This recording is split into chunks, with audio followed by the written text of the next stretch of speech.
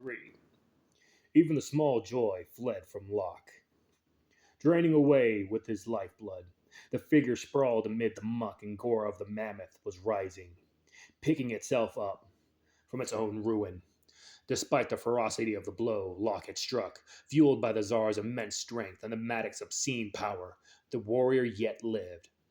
The armored killer stood for a moment, wiping the filth from his skull like mask. Then, slowly, remorselessly, he began to retrace his path up the slope. The Muhawk Tsar took one hand away from his wound, trying to reach his hammer on the ground beside him. The effort brought a fresh stream of pain shuddering through him, but the sight of the approaching destroyer was more terrible to him than any mere physical suffering. Locke felt the warrior's malignancy grow with each step, coiling around him like a stifling shroud of hate. There was more than death in the killer's black blade, more than shame. Locke could feel the jaws of hell closing around him, and hear the snarling laughter of demons in his ear. The warrior loomed over the Tsar, kicking the mattock away from his clutching hand.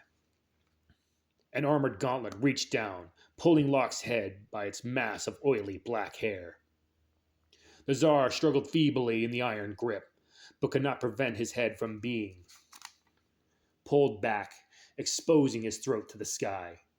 Then the black sword came chopping down, hewing through the thick, stumpy neck. The chieftain's body slapped against the earth, his head staring down at the corpse as it dangled from the warrior's fist. The killer lifted his trophy high, presenting it to the darkening sky. A skull for the skull throne!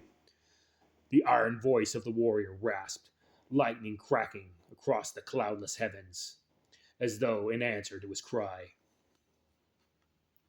Dorgo freed himself from the prison, leaving a spike of ivory thrust through the meat of his arm.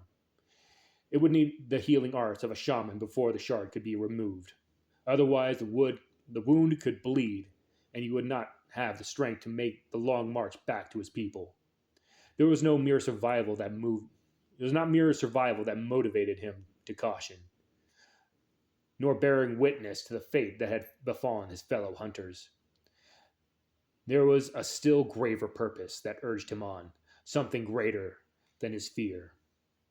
Tsar Locke, chieftain of the Muhawk, was dead, butchered by a nameless tribeless warrior.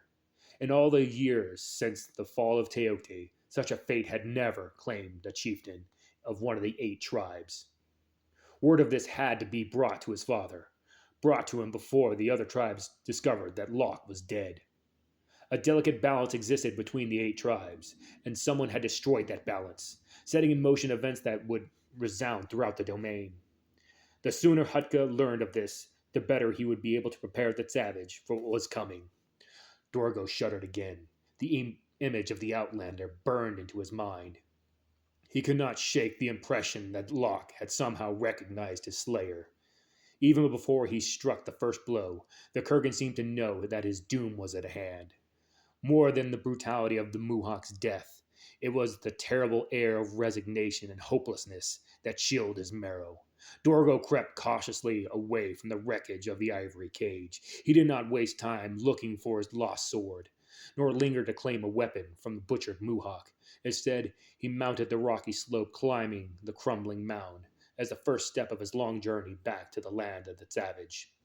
Dorgo felt the crimson warrior behind him, crouched beside the mangled carcass, the Tsar's head resting on the ground before him. With slow, careful strokes, the warrior drew his black blade against the chieftain's skull, carving away the flesh layer by layer, exposing the gleaming skull beneath, cleaning the trophy he had offered to mighty Khorne.